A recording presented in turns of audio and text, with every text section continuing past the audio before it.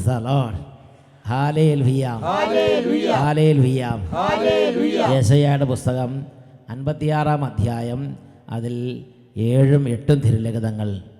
എൻ്റെ പ്രാർത്ഥനാലയം എല്ലാ ജനതകൾക്കുമുള്ള പ്രാർത്ഥനാലയം എന്ന് വിളിക്കപ്പെടും.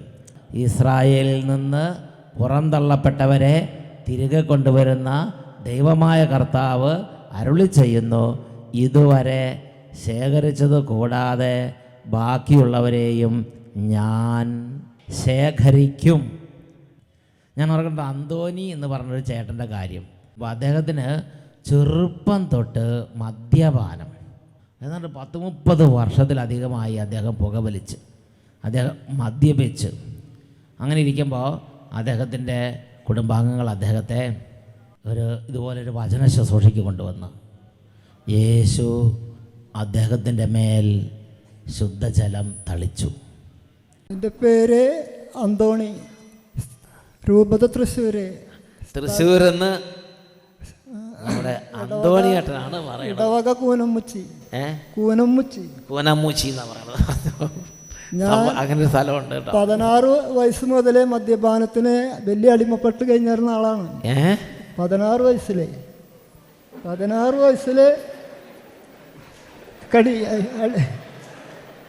ഇവിടെ വന്ന് കഴിഞ്ഞ വർഷം 16 വയസ്സ് തൊട്ട് കഴിഞ്ഞ വർഷം ഫെബ്രുവരി 5-ാം തീയതി തൊട്ട് 10-ാം തീയതി വരെയുള്ള ധ്യാനം കൂടിയതിന് ശേഷം ഇന്ന് വരെ ഞാൻ കുപ്പിയും ഗ്ലാസും കണ്ടിട്ടില്ല. അന്തോണിയേട്ടന് പിന്നെ കുപ്പി ഗ്ലാസ്. ഇതിൻ്റെ പുറമെ എൻ്റെ മകൾക്ക് നല്ലൊരു ജീവിത പങ്കാളിയെ ലഭിക്കുകയും ചെയ്തു. മകളുടെ വിവാഹം അതിമനോഹരം. കുടുംബത്തിൽ അതിനുശേഷം കുടുംബത്തിലെ തടസ്സങ്ങൾ അങ്ങോട്ട് മാറി. ദൈവമേ, അന്തോണിയേട്ടാ, അല്ല ഇതിപ്പോൾ വയസ്സ് എത്രയുണ്ടാവും? 54 വയസ്സ്. 37 വർഷമായി. 16 വയസ്സ്. അപ്പോൾ 37 വർഷം ഒരു ദിവസം മുടങ്ങിയിട്ടില്ല.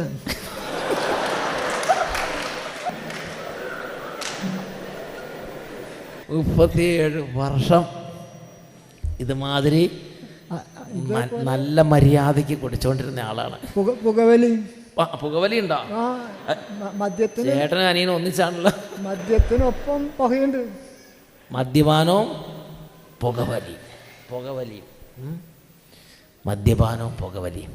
37 വർഷം. അങ്ങനെ ഇരിക്കുമ്പോഴാണ് കഴിഞ്ഞ ഫെബ്രുവരി മാസത്തിൽ അട്ടപ്പാടിയിൽ വന്ന് 5 ദിവസത്തെ ഒരു ധ്യാനം അങ്ങോട്ട് കൂടി. വചനം കേട്ട് കർത്താവിൻ്റെ വാഗ്ദാന പ്രകാരം അവിടുന്ന് വചനത്താൽ കഴുകി വെണ്മയുറ്റവനാക്കി. വചനത്താൽ കഴുകി 37 വർഷത്തെ പുകവലിയുടെ മദ്യപാനത്തിന് കറയെല്ലാം കഴുകി ആത്മാവിനെ വെണ്മയുറ്റ ആത്മാവാക്കി മാറ്റി. ഈ 37 വർഷത്തിൽ പല തവണ അന്തോണി ചേട്ടൻ വിചാരിച്ചിട്ടുണ്ട് ഇതൊന്ന് നിർത്തണമെന്ന്.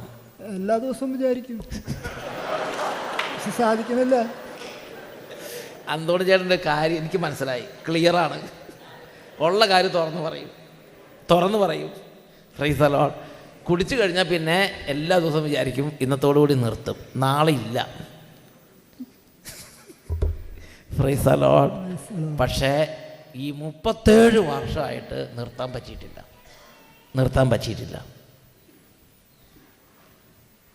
എന്നാൽ ഈ ധ്യാനം കൂടി ഈശോ വചനത്താൽ കഴുകി ആത്മാവിനെ വെണ്മയുറ്റതാക്കി ദൈവകൃപ നിറച്ച് പിന്നെ കുപ്പിയും ഗ്ലാസും കണ്ടിട്ടില്ല ഇതുവരെ. അല്ലേ? എന്താ ഉണ്ടായത് അല്ലേ? അതോടുകൂടി നിർത്തി. പിന്നെ ആ കഴിക്കുന്ന ആൾക്കാരെ പോലും കണ്ടിട്ടില്ല. കൂട്ടുകാർ അവരുടെ ആ ഒരു എല്ലാം അങ്ങോട്ട് ആ സന്തോഷം വേണ്ട, കംപ്ലീറ്റ് ആ ഭാഗം അങ്ങോട്ട് ക്ലോസ് ചെയ്ത്. നമ്മൾ ചില ഭാഗം കെട്ടിയടക്കില്ലേ, അതേമാതിരി ആ ഭാഗം കെട്ടിയടച്ച് ആ കൂട്ടുകെട്ട് ആ സന്തോഷം ഇനി വേണ്ട. Hallelujah, hallelujah. സങ്കീർത്തന പുസ്തകത്തിൽ 77 അധ്യായം 2 തൊട്ട് 9 വരെ തിരുലിഖിതങ്ങൾ. കഷ്ടദിനങ്ങളിൽ ഞാൻ കർത്താവിനെ അന്വേഷിക്കുന്നു, രാത്രി മുഴുവൻ ഞാൻ കൈവിരിച്ച് പിടിക്കുന്നു, ഒന്നിനും എന്നെ ആശ്വസിപ്പിക്കാനായില്ല. ഞാൻ ദൈവത്തെ ഓർക്കുകയും വിലപിക്കുകയും ചെയ്യുന്നു. ഞാൻ ധ്യാനിക്കുകയും എൻ്റെ മനസ്സ് ഇടിയുകയും ചെയ്യുന്നു. കണ്ണ് ചിമ്മാൻ അവിടുന്ന് എന്നെ അനുവദിക്കുന്നില്ല. സംസാരിക്കാനാവാത്ത വിധം ഞാൻ ആകുലനാണ്. ഞാൻ കഴിഞ്ഞ കാലങ്ങൾ ഓർക്കുന്നു, പണ്ടത്തെ സംവത്സരങ്ങളെ ഞാൻ സ്മരിക്കുന്നു. രാത്രിയിൽ ഞാൻ ഗാഢചിന്തയിൽ മുഴുകുന്നു. ഞാൻ ധ്യാനിക്കുകയും എൻ്റെ ആത്മാവിൽ ഈ ചോദ്യം ഉയരുകയും ചെയ്തു: കർത്താവ് എന്നേക്കുമായി എന്നെ തള്ളിക്കളയുമോ? ഇനി ഒരിക്കലും അവിടുന്ന് പ്രസാദിക്കുകയില്ലേ? അവിടുത്തെ കരുണ എന്നേക്കുമായി നിലച്ചുവോ? കൃപ കാണിക്കാൻ എൻ്റെ ദൈവം മറന്നുപോയോ? അവിടുന്ന് കോപത്തിൽ തൻ്റെ കരുണയുടെ വാതിൽ അടച്ചു കളഞ്ഞുവോ? ഒരു ആത്മാവിൻ്റെ വേദനയാണ്. ഈ ആത്മാവിൻ്റെ പ്രത്യേകത എന്താണെന്നറിയോ? ഈ ആത്മാവ് ഒരിക്കൽ ദൈവത്തിൻ്റെ നന്മ അനുഭവിച്ച ആത്മാവാണ്. ഒരിക്കൽ ദൈവത്തോട് പ്രാർത്ഥിച്ചിരുന്ന ആത്മാവാണ്. എന്നാൽ ജീവിതത്തിൻ്റെ ചില പ്രത്യേക സാഹചര്യത്തിൽ, ജീവിതത്തിൻ്റെ ചില പ്രത്യേക അനുഭവങ്ങളിലൂടെ കടന്നു പോയപ്പോൾ ദൈവത്തെ ഉപേക്ഷിച്ച് പോയി. പിന്നീട് ഈ ആത്മാവ് പ്രാർത്ഥിക്കുമ്പോൾ ഒരു അനുഭവം കിട്ടുന്നില്ല. ഈ ആത്മാവ് പ്രാർത്ഥിക്കാൻ പറ്റുന്നില്ല. കാരണം എന്താ? പ്രാർത്ഥിക്കാൻ വേണ്ടി ദൈവത്തിൻ്റെ സന്നിധി വരുമ്പോൾ ഒരുപാട് മനോഭാരമാണ്. എന്താ മനോഭാരം? എന്നാലും ഞാനിങ്ങനെ ചെയ്തില്ലേ, എൻ്റെ ജീവിതത്തിൽ ഒരുപാട് വീഴ്ചകൾ വന്നിട്ടുണ്ട്. അപ്പോൾ കർത്താവിൻ്റെ സന്നിധി വരുമ്പോൾ പ്രാർത്ഥിക്കാനോ കർത്താവിനെ വിളിക്കാനോ സാധിക്കുന്നതിന് മുമ്പ് സ്വന്തം ജീവിതത്തിൻ്റെ വേദനകളും സ്വന്തം ജീവിതത്തിൻ്റെ കറുത്ത പാവകരമായ പ്രവർത്തികളുടെ ആ കറുത്ത അധ്യായങ്ങളെല്ലാം ഓർമ്മ വരികയാണ്. പ്രിയപ്പെട്ട സഹോദരങ്ങളെ, അങ്ങനെ ഓർമ്മ വന്നപ്പോൾ ഈ ആത്മാവ് ചോദിക്കുകയാണ്: എൻ്റെ ദൈവം ഇനി എന്നോട് ക്ഷമിക്കുമോ? എൻ്റെ ദൈവം കരുണയുടെ വാതിൽ എന്നേക്കുമായി അടച്ചു കളയുമോ? കാരണം എൻ്റെ കയ്യിൽ നിന്ന് അതുപോലെ വന്നിട്ടുണ്ട്, എൻ്റെ കയ്യിൽ നിന്ന് അതുപോലെ വീഴ്ചകൾ വന്നിട്ടുണ്ട്. അതുകൊണ്ട് ഇനി ഞാൻ എന്തു ചെയ്യും? എൻ്റെ ദൈവം എന്നോട് ഇനി എന്തായിരിക്കും ചെയ്യാൻ പോകുന്നത്? ഇങ്ങനെ ഒരു ആകുലത ഈ ആത്മാവിനെ അലട്ടുകയാണ്. പ്രിയപ്പെട്ട സഹോദരങ്ങളെ, ഈ ഒരു കാര്യത്തെക്കുറിച്ച് ചിന്തിക്കുമ്പോൾ ദൈവത്തിൻ്റെ വചനത്തിൽ ഹോസിയ പ്രവാചകൻ്റെ ഗ്രന്ഥത്തിൽ ഒരു വചനഭാഗം നമ്മൾ കാണുന്നുണ്ട്. ഹോസിയ 14 അധ്യായം 1 തൊട്ട് 9 വരെ വാക്യങ്ങൾ. ഞാൻ അവരുടെ അവിശ്വസ്തതയുടെ മുറിവ് ഉണക്കും, ഞാൻ അവരുടെ മേൽ സ്നേഹം ചൊരിയും. ഇത് കർത്താവ് തൻ്റെ പ്രിയപ്പെട്ട മക്കളോട് വെളിപ്പെടുത്തുകയാണ്. എനിക്ക് അവിശ്വസ്തതയുടെ മുറിവുണ്ടായാലും എൻ്റെ ദൈവം എനിക്കൊരു വാക്ക് നൽകിയിരിക്കുകയാണ്: ഞാൻ എൻ്റെ സ്നേഹം അവരുടെ മേൽ ചൊരിയും, അവരുടെ അവിശ്വസ്തതയുടെ മുറിവ് ഞാൻ ഉണക്കും. ഇത് കർത്താവ് പറഞ്ഞിരിക്കുകയാണ്. 2 ദിനവൃത്താന്തം 33 അധ്യായം 1 തൊട്ട് അധ്യായം മുഴുവനും ഒരു ദൈവ പൈതലിൻ്റെ ചരിത്രം രേഖപ്പെടുത്തിയിരിക്കുകയാണ്. മനാസെ എന്ന് പറഞ്ഞൊരു രാജാവിൻ്റെ ഒരു അനുഭവമാണ്. ആ രാജാവിൻ്റെ പ്രത്യേകത, ആ രാജാവ് 12ാമത്തെ വയസ്സിൽ രാജാവായി. അദ്ദേഹത്തിൻ്റെ അപ്പനായ രാജാവ് വളരെ നീതിനിഷ്ഠന്, ദൈവത്തിന് പ്രീതിയുള്ള നല്ല രാജാവായിരുന്നു ഈ മനാസെ രാജാവിൻ്റെ അപ്പൻ. എന്നാൽ 12ാം വയസ്സിൽ അപ്പൻ മരിച്ചു. അങ്ങനെ അപ്പനില്ലാത്തവനായി വളർന്നപ്പോൾ അവൻ്റെ മേൽ പല തരത്തിലുള്ള ധാർഷ്ട്യവും ധിക്കാരവും എല്ലാം കട്ടപിടിച്ച് ആര് പറഞ്ഞാൽ കേൾക്കാത്തവനായി. അങ്ങനെ ദൈവം പോലും ഇല്ലാത്ത ഒരു തോന്നിവാസിയായി ഈ മനാസെ രാജാവ് രൂപാന്തരപ്പെട്ടു. അതാണ് 33 അധ്യായം 1 തൊട്ട് 6 വരെയുള്ള വാക്യങ്ങളിൽ നമ്മൾ വായിക്കുന്നത്. മനാസെ 12ാമത്തെ വയസ്സ് രാജാവായി. അവൻ ജെറൂസലേമിൽ 55 വർഷം ഭരിച്ചു. ഇസ്രായേൽ ജനത്തിന് മുമ്പിൽ നിന്ന് കർത്താവ് തുരത്തിയ ജനതകളുടെ മ്ലേച്ഛാചാരങ്ങൾ അനുകരിച്ച് അവൻ അവിടുത്തെ സന്നിധിയിൽ തിന്മ പ്രവർത്തിച്ചു. തൻ്റെ പിതാവായ ഹെസക്കിയ നശിപ്പിച്ച പൂജാഗിരികൾ അവൻ പുതുക്കി പണിതു. ബാലിന് ബലിപീഠങ്ങൾ നിർമ്മിച്ച് അക്ഷേര പ്രതിഷ്ഠകൾ സ്ഥാപിച്ചു. ആകാശഗോളങ്ങളെ സേവിക്കുകയും ആരാധിക്കുകയും ചെയ്തു. ആ ആലയത്തിൽ അവൻ ബലിപീഠങ്ങൾ നിർമ്മിച്ചു. സ്വന്തം പുത്രന്മാരെ അവൻ ബെൻഹിന്നോ താഴ്വരയിൽ ഹോമിച്ചു. ജ്യോത്സ്യം, ആഭിചാരം, ശകുനം എന്നിവ സ്വീകരിക്കുകയും പ്രേതാവിഷ്ടരുടെയും മന്ത്രവാദികളുടെയും ഉപദേശം ആരായുകയും ചെയ്തു. കർത്താവിൻ്റെ മുമ്പിൽ തിന്മ പ്രവർത്തിച്ച് എന്ന് പറഞ്ഞാൽ സ്വന്തം പുത്രന്മാരെ ഹോമിക്കുക, സ്വന്തം മക്കളെ കൊല ചെയ്ത് ദേവിമാർക്കും കാഴ്ച സമർപ്പിക്കുക. അങ്ങനെ ദൈവവചനം എന്ത് നിരോധിച്ചുവോ ആ നിരോധിച്ച കാര്യങ്ങൾ തന്നെ ചെയ്യുന്നതിൽ ആവേശം പൂണ്ട് നടന്ന ഒരു രാജാവാണ് ഈ മനാസെ രാജാവ്. സ്വന്തം പാപം ചെയ്തതെന്ന് മാത്രമല്ല, അവൻ മറ്റുള്ളവരെ കൊണ്ടും രാജ്യത്തുള്ള മുഴുവൻ വിശ്വാസികളെ കൊണ്ടും പാപം ചെയ്യിച്ച് അങ്ങനെ കർത്താവിൻ്റെ സന്നിധിയിൽ വളരെ വലിയ ദുഷ്ടനായി അവൻ രൂപാന്തരപ്പെട്ടു.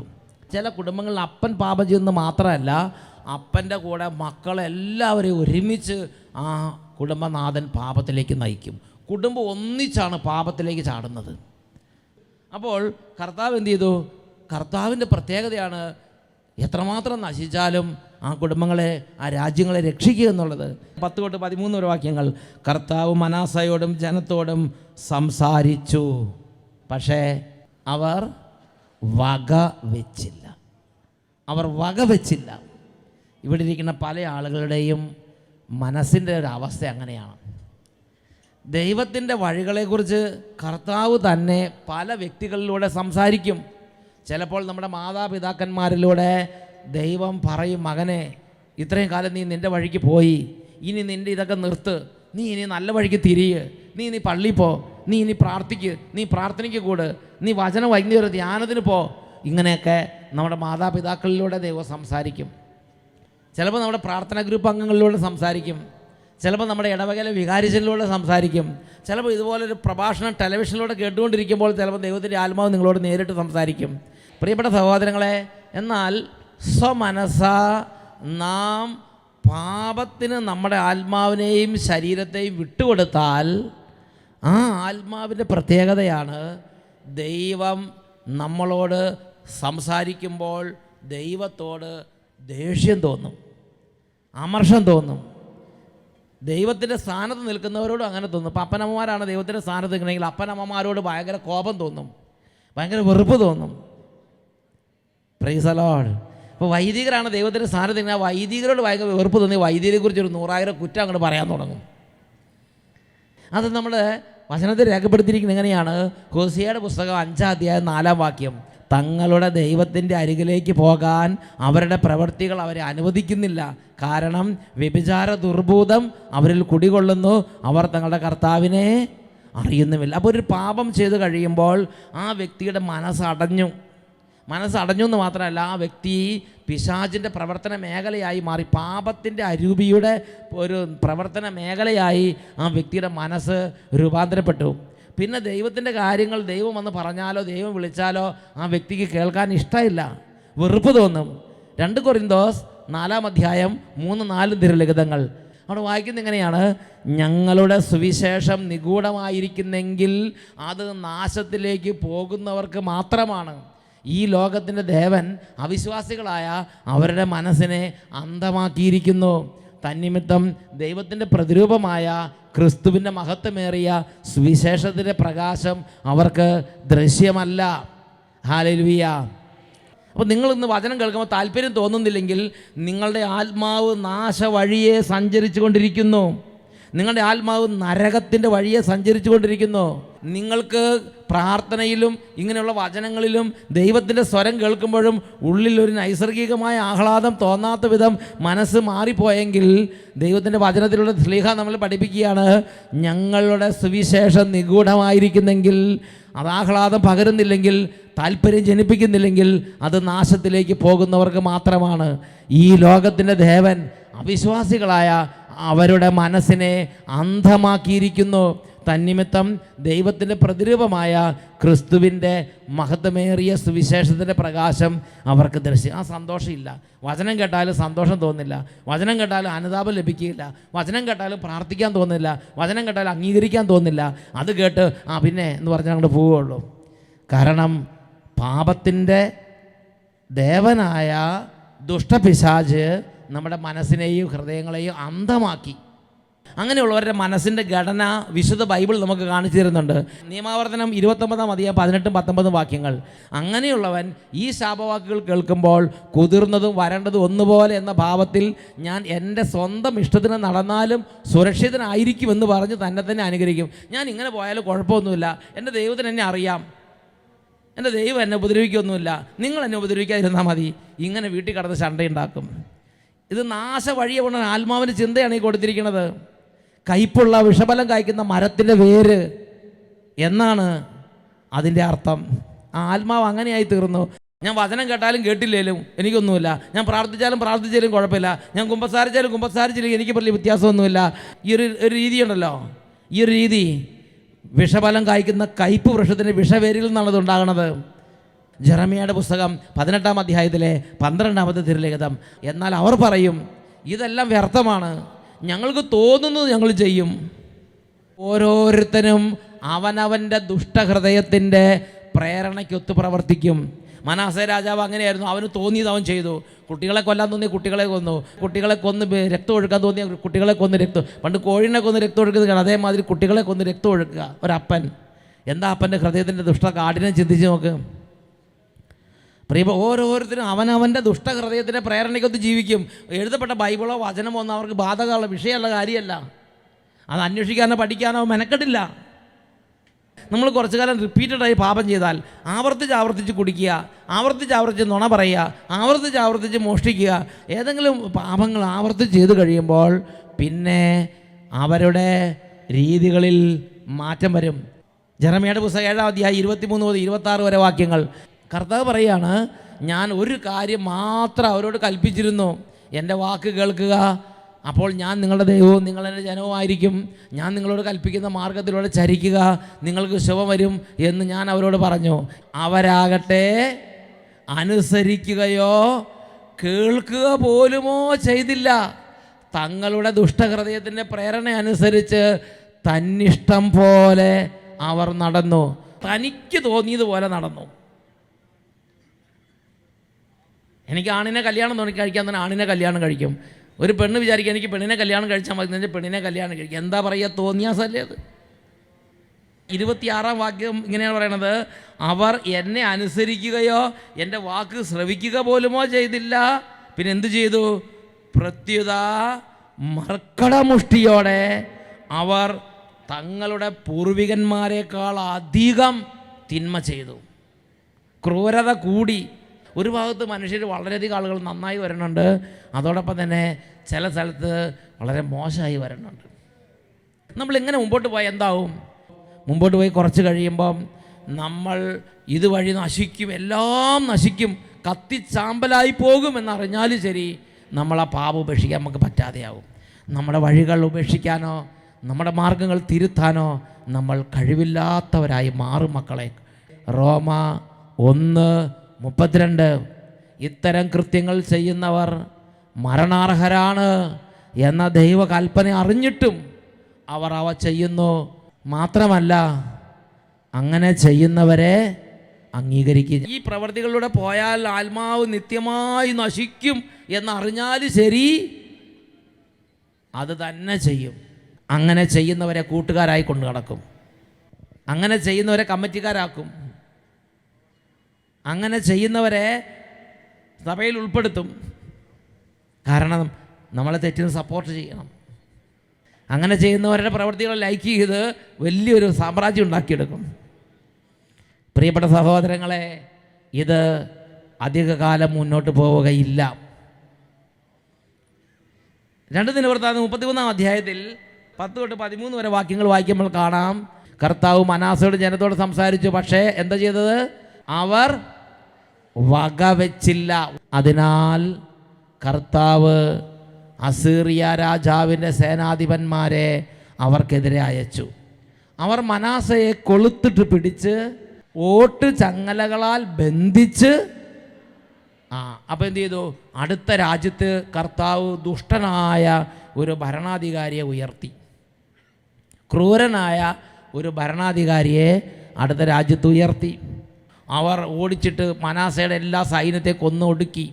അതിനുശേഷം മനാസ എന്ന് പറഞ്ഞ രാജാവിനെ അവർ പിടിച്ചു, കെട്ടി, കൈയും കാലും കെട്ടി, ചങ്ങല കൊണ്ട് പൂട്ടി, കൈ ചങ്ങലക്ക് പുറകിലേക്ക് കെട്ടിപ്പൂട്ടി, കാല് 2 ചങ്ങലയിട്ടു. അതിനുശേഷം തുണിയെല്ലാം ഉരിഞ്ഞു കളഞ്ഞു, ചങ്ങല കൊണ്ടും ചാട്ട കൊണ്ടും കിരാതമായി തലങ്ങും വിലങ്ങും മർദ്ദിച്ച്.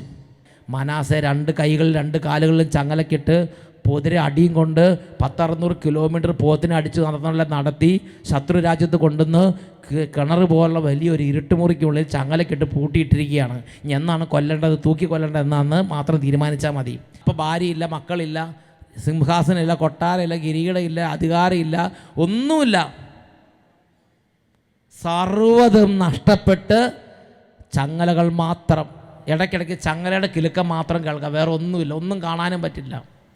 അങ്ങനെ കൂരിട്ട് അകപ്പെട്ടപ്പോൾ ഈ ആത്മാവിൻ്റെ ഒരു വേദനയുണ്ട്. എൻ്റെ കർത്താവ് എന്നോട് കരുണ കാണിക്കുമോ? എൻ്റെ നല്ല കാലത്ത് എന്നെ കർത്താവ് ഒരുപാട് വിളിച്ചതാ. ഞാൻ പുറംതിരിഞ്ഞ് നടന്നു, ഞാൻ ഗവനിച്ചില്ല, ഞാൻ വകവച്ചില്ല. എൻ്റെ കർത്താവിനോട് ഇനി പ്രസാദിക്കുമോ? ഇനി ഞാൻ വിളിച്ച കർത്താവ് കേൾക്കുമോ? എനിക്ക് നല്ല കാലം തന്നതാ, ഞാനെല്ലാം തവിടുപൊടിയാക്കി. ഇപ്പം ഞാനെല്ലാം നഷ്ടപ്പെട്ട് ഇരുട്ടറക്കി വിളിച്ച് അകലയ്ക്കത് ശത്രു രാജ്യത്ത് മറ്റുള്ളവരെ കരുണയ്ക്ക് വേണ്ടി കാത്തു കിടക്കുക. ഈ സമയത്ത് വിളിച്ച കർത്താവ് കേൾക്കുമോ? ഇതായിരുന്നു ഈ ആത്മാവിൻ്റെ സ്ഥിതി.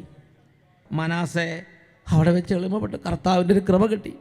അവൻ എളിമപ്പെട്ട് പറഞ്ഞ്, കർത്താവെ, ചെയ്തതെല്ലാം തെറ്റിപ്പോയി, എല്ലാം ഞാൻ തവിടുപൊടിയാക്കി, എല്ലാം എൻ്റെ കൈ തന്ന് മുഴുവൻ ഞാൻ നശിപ്പിച്ചിട്ടുണ്ട്, എന്നാലും എന്നോട് കരുണ തോന്നണമേ എന്ന് പറഞ്ഞൊരൊറ്റ കരച്ചിലാണ്. ആ കരച്ചിൽ കർത്താവ് കേട്ടു. അതാണ് തുടർന്നുള്ള വാക്യം. ഇത് വായിച്ചു നോക്കിയേ, 10, 11, 12, 13 വാക്യം. എന്താ പറഞ്ഞത്? കഷ്ടതയിലായപ്പോൾ അവൻ തൻ്റെ ദൈവമായ കർത്താവിനോട് കരുണയ്ക്ക് വേണ്ടി യാചിക്കുകയും തൻ്റെ പിതാക്കന്മാരുടെ മുമ്പിൽ തന്നെ അത്യധികം എളിമപ്പെടുത്തുകയും ചെയ്തു. അവൻ ദൈവത്തോട് പ്രാർത്ഥിച്ചു. അവിടുന്ന് പ്രാർത്ഥന കേട്ട് മനാസയെ അനുഗ്രഹിച്ചു, അവൻ്റെ രാജ്യത്തിലേക്ക് കൊണ്ടുവന്നു. കർത്താവാണ് ദൈവമെന്ന് അപ്പോൾ അവൻ മനസ്സിലാക്കി. നോക്കിയേ, ആ ഇരുട്ടറയ്ക്കകത്തിരുന്ന് ആ ഓട്ടുചങ്ങലകളുടെ സ്വരം കേട്ട് ദിനരാത്രങ്ങൾ ആരുമില്ലാതെ ഏകാന്തതയിൽ എല്ലാം നശിച്ചിരിക്കുമ്പോൾ അവൻ അവിടെ കടന്ന് പൊട്ടിക്കരഞ്ഞ് എളിമപ്പെടുത്തി പറഞ്ഞ്, കർത്താവേ, ഒരിക്കൽ കൂടെ കരുണ തോന്നണം. ആ പ്രാർത്ഥന ദൈവം കേട്ടു. സെക്കൻഡുകൾ മതി. ആ പ്രാർത്ഥന ദൈവം കേട്ടു. ദൈവം അവനെ എഴുന്നേൽപ്പിച്ചു. അവനോട് ദൈവം പ്രവർത്തിച്ചു. അവനെ രാജ്യത്തു നിന്ന് മോചിപ്പിച്ചു. അവനെ തിരിച്ചു കൊണ്ടുവന്നു. ഇസ്രായേലിൽ വീണ്ടും സിംഹാസനം കൊടുത്തു, വീണ്ടും രാജ്യം കൊടുത്തു, വീണ്ടും അധികാരം കൊടുത്തു. അങ്ങനെ പിന്നെ അവൻ്റെ വാർദ്ധക്യം വരെ അവൻ 77 വയസ്സോളം ജീവിച്ച് 77 വയസ്സ് വരെ അവൻ പിന്നെ ഭരിച്ചു. 55 വർഷം അവൻ ഇസ്രായേലിൽ ഭരണം നടത്തി. 55 വർഷം. 12-ാം വയസ്സ് രാജാവ്. ഇപ്പോൾ മൊത്തം 77 വയസ്സ്. നോക്കിയ ദൈവം അവനെ തള്ളിക്കളഞ്ഞില്ല. പ്രിയപ്പെട്ട ദൈവമക്കളെ, ഒരുപക്ഷെ ഇപ്പോഴുള്ള പല ക്ലേശങ്ങളും നമ്മൾ എളിമപ്പെടാനും നമ്മൾ നമ്മുടെ ദൈവത്തെ അന്വേഷിക്കാനും അവസാനം നമ്മളെ നന്മ കൊണ്ട് അനുഗ്രഹിക്കാനും വേണ്ടിയുള്ളതായിരിക്കും. ദൈവം നമ്മളോട് സംസാരിക്കുന്ന ക്ലേശങ്ങളുണ്ട്. നമ്മുടെ ആത്മാവിനെ വീണ്ടെടുക്കാൻ വേണ്ടി ദൈവം ഇടപെടുന്ന സഹനങ്ങളുണ്ട്. എന്തായാലും ആ സമയത്ത് നമ്മൾ എളിമപ്പെടുത്തണം. അവൻ ദൈവത്തിൻ്റെ എളിമപ്പെടുത്തി, ദൈവം അത് കേട്ടു. ഇതാണ് ദൈവത്തിൻ്റെ കരുണ. എഴുന്നേറ്റ് നിൽക്കാം. ഈ സമയത്ത് നമ്മളൊന്ന് പ്രാർത്ഥിക്കാൻ പോവുകയാണ്. കർത്താവിൻ്റെ കരുണയെക്കുറിച്ച് ഞാനും നിങ്ങൾ അറിയണം. എത്രമാത്രം തകർന്ന ആളും നമ്മൾ ചാടി മറിഞ്ഞ് കർത്താവിൻ്റെ അടുത്തേക്ക് വരണം. എൻ്റെ കർത്താവ് ഇതേമാതിരി തകർന്നവനാണ് ഞാൻ. പുതിയ നിയമത്തിൽ ഈ കാര്യം തന്നെ പഠിപ്പിക്കുന്നുണ്ട്. പുതിയ നിയമത്തിൽ ഈശോ പറയുന്നത് എങ്ങനെയാണ്? ഞാൻ ആടുകളുടെ ഇടയനാണ്. നല്ല ഇടയനായ യേശു ഈ രാത്രി എന്നെ മാത്രമല്ല, ഈ ദേശം നഷ്ടപ്പെട്ട എല്ലാ ആത്മാക്കളെ അന്വേഷിക്കുകയാണ്. നമ്മളെ ആത്മാവിനോട് ഒരുപാട് വില കൽപ്പിച്ച് ഒരുപാട് വിലയോടെ നമ്മുടെ ആത്മാവിനെ ആദരവോടെ സമീപിക്കുന്ന ഇടയനാണ് എൻ്റെ യേശു.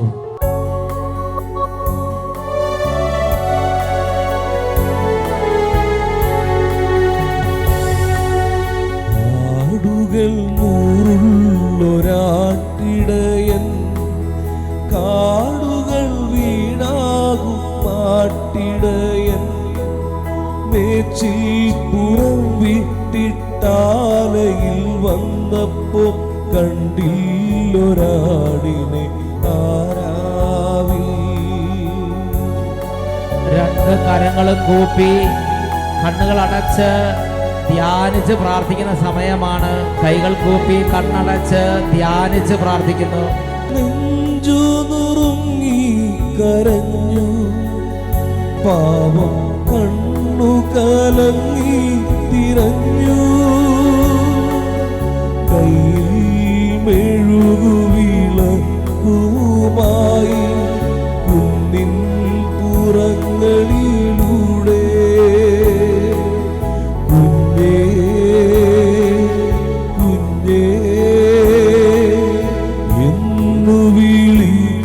നടന്നു. ഊരിൽ താഴ്വര ഒന്നിൽ പിന്നെ കുഞ്ഞാടിരുന്നതു കണ്ടു. കോരിയെടുത്തുതൻ താറോടു ചേർത്തവൻ എന്നേക്കുമായി നിന്നു. ആടുകൾ നൂറുള്ളൊരാടിടയൻ. രണ്ട് കരങ്ങൾ ഉയർത്തി ഈ രാത്രി ഹൃദയത്തിൽ എളിമപ്പെട്ട് കർത്താവിന് മുമ്പിൽ പ്രാർത്ഥിക്കുകയാണ്. കർത്താവേ, എൻ്റെ ആത്മാവിൻ്റെ സ്ഥിതി അങ്ങേക്കറിയാം. ചാണകക്കൂനയിലെ ചേറിന് തുല്യം, തൊടുന്നവർ കൈ കുടയുന്നു അത്രയും പലതരത്തിൽ അധപതനങ്ങളും വേദനകളും തകർച്ചകളും ഉണ്ട്. കർത്താവേ, ചേറിന് തുല്യമായ അന്തരീക്ഷത്തിലൂടെയാണ് എൻ്റെ ആത്മാവിൻ്റെ സ്ഥിതി കടന്നു പോയിക്കൊണ്ടിരിക്കുന്നത്. ഈ രാത്രി ഞങ്ങൾ ഒരു കാര്യം അറിയുന്നു, എൻ്റെ ആത്മാവ് എത്രമാത്രം ചേറിന് തുല്യമാണെങ്കിലും അങ്ങ് എന്നെ കോരിയെടുക്കും, അങ്ങ് എന്നെ വാരിപ്പുണരും. എൻ്റെ എല്ലാ പാപങ്ങളും ക്ഷമിക്കാൻ അങ്ങ് താല്പര്യത്തോടെ എന്നെ അന്വേഷിക്കുകയാണ്. ഞാൻ എൻ്റെ അവസ്ഥയിൽ, എൻ്റെ അധപ്പതിച്ച അവസ്ഥയിൽ ഞാൻ നിലവിളിക്കുകയാണ്. കർത്താവേ, ഈ നോമ്പ് കാലത്ത് ഈ രാത്രി എൻ്റെ ആത്മാവിനെ തിരുക്കരങ്ങളിലേക്ക് തരാൻ ഞാൻ ആഗ്രഹിക്കുകയാണ്. ഞാനിന്ന് മുള്ളുകൾക്കിടയിൽ ഉടക്കി കിടക്കുകയാണ്. പാപത്തിൽ നഷ്ടപ്പെട്ട ഒരു ആത്മാവാണ്, വെറുപ്പിൽ നഷ്ടപ്പെട്ട ഒരു ആത്മാവാണ്, വൈരാഗ്യത്തിൽ നഷ്ടപ്പെട്ട ഒരു ആത്മാവാണ്, പ്രാർത്ഥന നഷ്ടപ്പെട്ട ഒരു ആത്മാവാണ്. എൻ്റെ അന്തരംഗത്തിലേക്ക് വരണമേ കർത്താവേ. രണ്ട് കരങ്ങൾ ഉയർത്തി യേശുവേ, യേശുവേ, യേശുവേ, രക്ഷാനാമത്തെ ഉറക്കെ വിളിക്കുക. രക്ഷയുടെ നാമത്തെ ഉറക്കെ വിളിക്കുന്നു.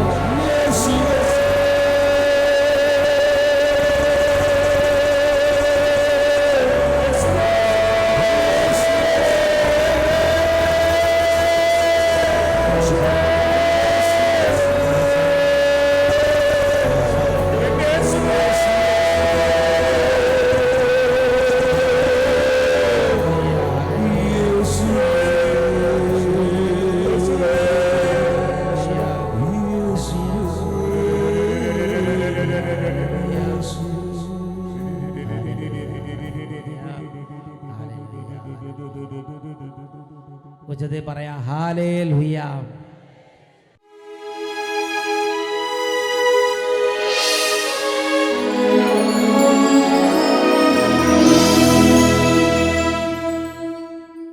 പ്രിയപ്പെട്ട ദൈവമക്കളെ, ദിവ്യകാരുണ്യനാഥനായ യേശുവിനെ ഉയർത്തി ദിവ്യകാരുണ്യ ആശീർവാദം നൽകപ്പെടുമ്പോൾ എത്രമാത്രം ഹൃദയം നുറുങ്ങി പൊട്ടിക്കരഞ്ഞ് നിലവിളിക്കാമോ.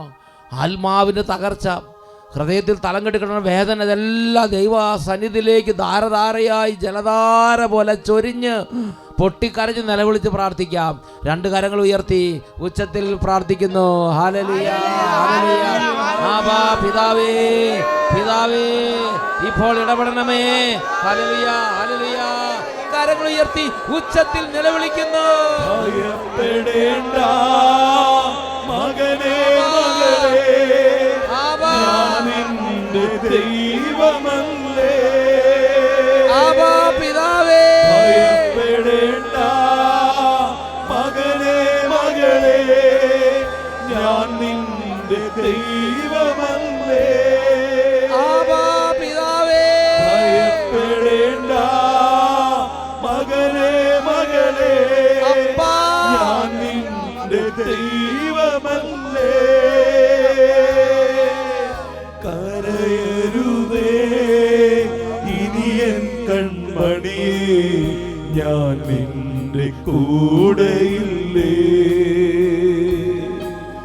കരയരുതേ ഇനിയൻ കൺമണിയേ, ഞാൻ നിന്റെ കൂടെയില്ലേ. ഞാൻ നിന്റെ കൂടെയില്ലേ.